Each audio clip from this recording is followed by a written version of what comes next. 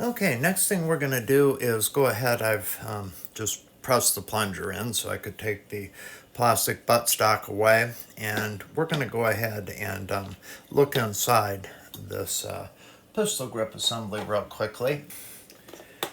So, to get these side covers off now, used to require a hex key, but now it requires a T6 Torx.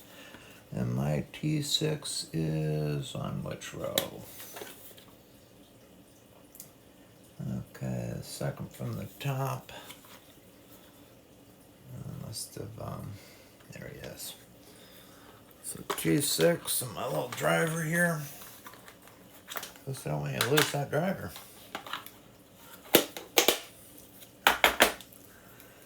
Alright. T6 and go ahead and take these out.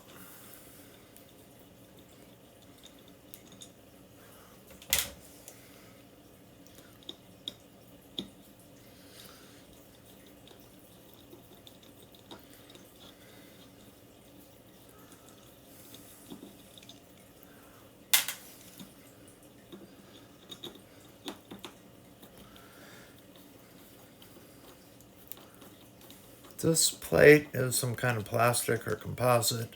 The grip frame itself is metal, some kind of pot metal, probably a zinc alloy. And I did in fact manage to lose my safety ball, so I'm going to have to get one out of my inventory and replace it, because your chance of finding those are pretty much slim to none once they've gone AWOL on you. So I'll remember to do that and get that when we put it back together. Shame on me. All right, looking at it in here, just in case you haven't been inside before, we've got our trigger. We have a sear bar that the trigger operates on. Have a couple of pins that hold those two in place. Washer that holds, it's actually like a thrust washer that pushes the trigger a little bit to attempt to take up some of that space in there. And then we have a spring that presses up against the sear when the hammer's engaged, or when the sear's engaged against the hammer. And this spring right here is what affects a lot of our trigger weight, or the pull of our trigger weight. Now I'm going to go ahead and take these pieces out. I'll put them in the box. All right, and we have a stripped grip assembly that we will set right there. I'm not going to take this moderator off. I don't have a reason to, and these moderators go on with a couple of set screws that kind of bite into the barrel. They bite in a spot that the regular sight covers it, so you don't have to worry about it marring the barrel. But once I've had it on, I don't like to take them on and off. So anyway, one of the reasons I had to take this barrel off is the instructions for the flat top valve that we've got. It comes both, they've increased the air passages inside here, and also have ported and then also bored the transfer port to give us greater air volume coming out of it. As a result of that, they're saying that the standard port in the barrel is going to be too constrictive, and we need to go ahead and take that out to 11/64, which, if we want to look at it here, 11/64. So yeah, we're going to open that a good bit. Fortunately, it sits down in there very nicely, so that the outer diameter of that barrel port, that should sit just fine. But where it is coming tapered, or not tapered, but there's actually a shelf in there where it's constricted that the transfer port normally sets against, we are going to go ahead and open that up, and then we'll have to deburr inside the barrel. Then we'll be able to remount the barrel after we've done the piston work. Okay, so this is part one of disassembly. We'll go on from here in just a minute. And this is part 2 of disassembly on our 2289 Drifter Pump-Up Pneumatic Pellet Gun. And what we've got now is our main tube assembly.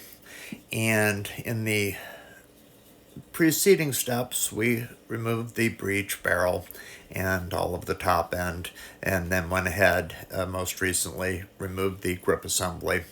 And next thing I want to do is go ahead and remove the hammer. In order to remove the hammer has a flange on it, or the hammer pin has a flange on it.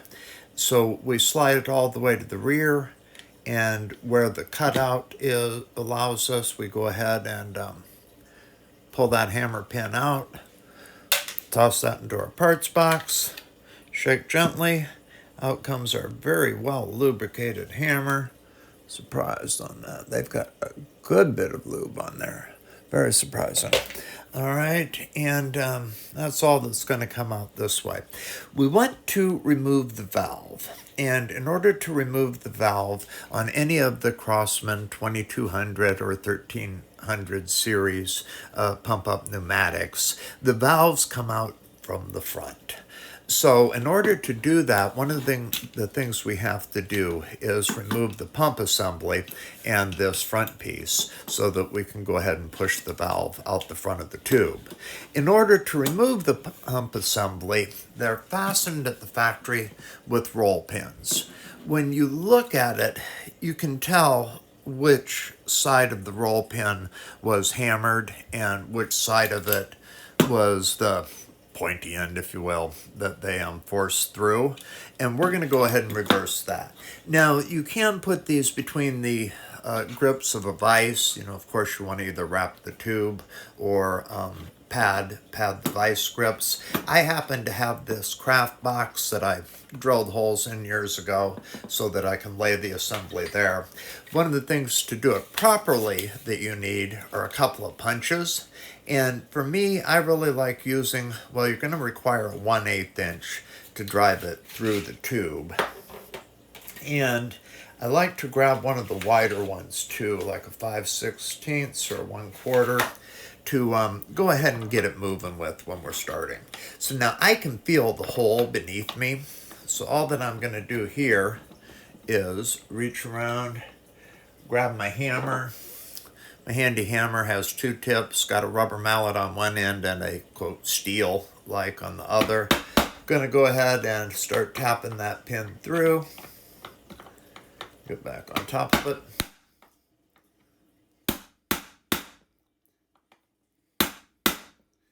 Might have to smack it to get it moving.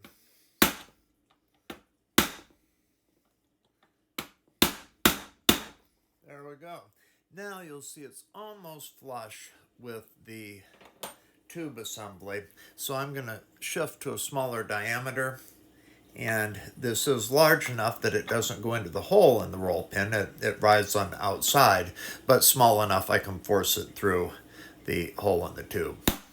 Inside the tube, that black piece actually comes back to here, and the pin's running through it as well.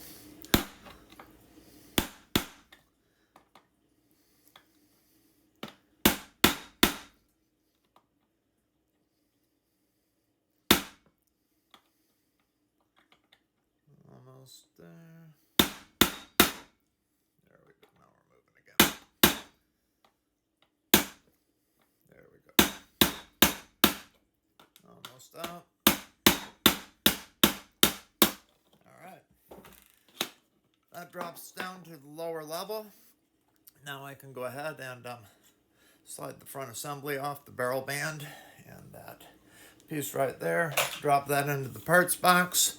Now we can slide apart the pump assembly, and in doing that, that fits pretty tightly in there because of the rubber O-rings. You want to be careful as you're bringing it out to not twist, or, well, actually it's just the one rubber piece now.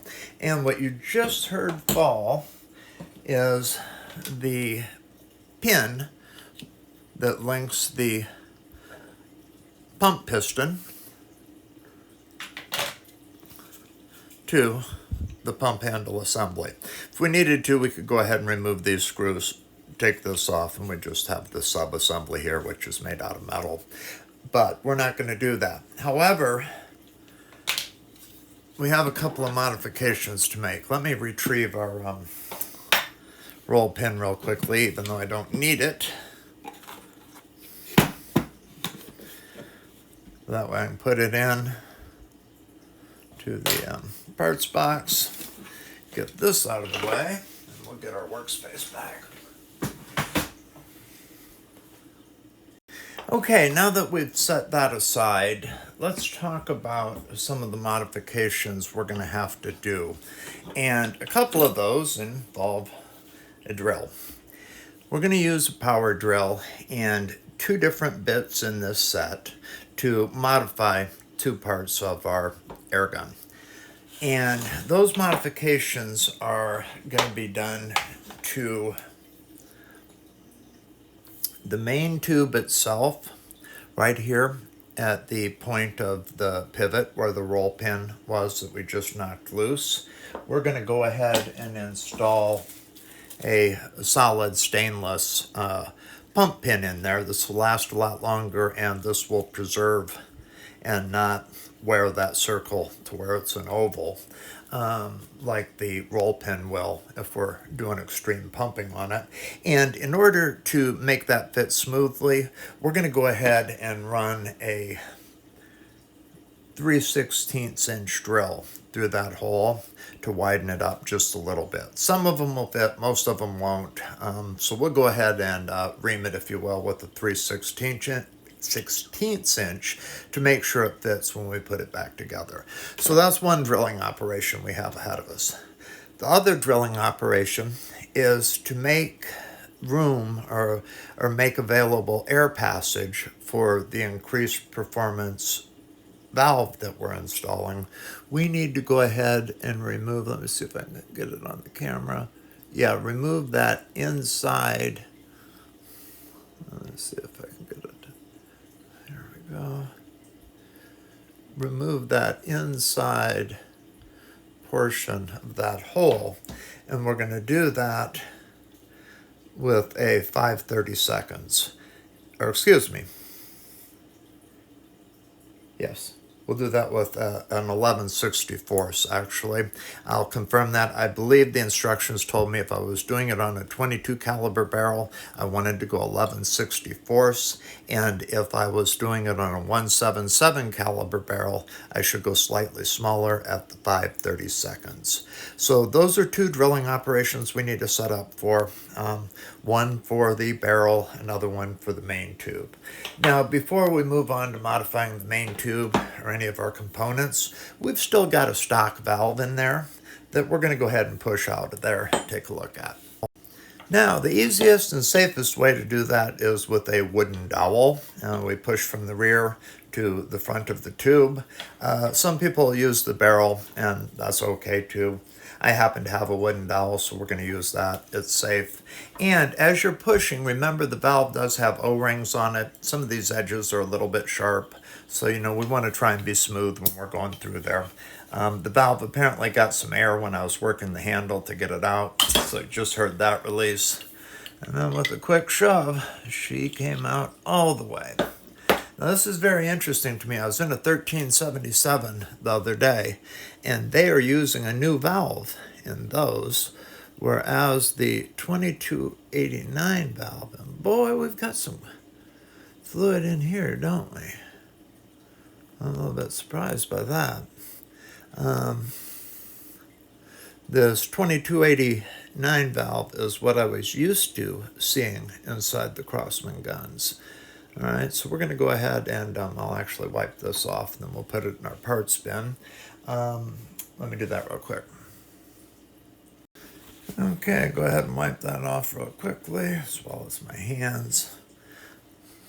For those of you that haven't seen a standard valve, that is what she looks like.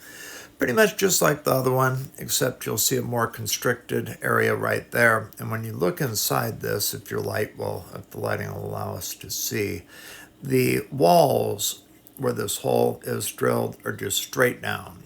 And one of the things you can do to improve airflow is not only enlarge this port and the ports above it, but also to angle that wall so that it makes an easier transition from the poppet and up into the barrel, through the transfer port and into the barrel.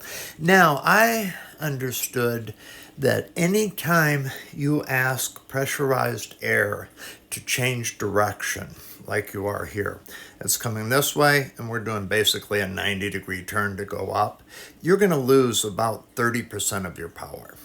And we're asking it to make another right-hand turn up there. So that is where part of the power loss in these pneumatics come from, is just the path that the air must follow. If you look at something like a Texan or some of the newer model guns, they actually have an inline valve that doesn't make that bend, and that's part of what helps them generate more power. We'll put that in there. Got everything out of our tube. So we'll set our dowel to the side. And now we're broken down into our major components. We've already taken apart the hand grip, all of that. And looking at this, we can start adding our new pieces. Most of the modification build I'm probably going to have to do either on Patreon or on the YouTube members area, as I believe they'll be demonetized on YouTube.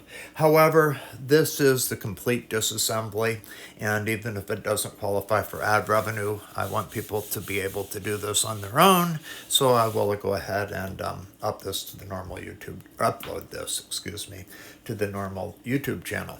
All right, see you guys on the next one.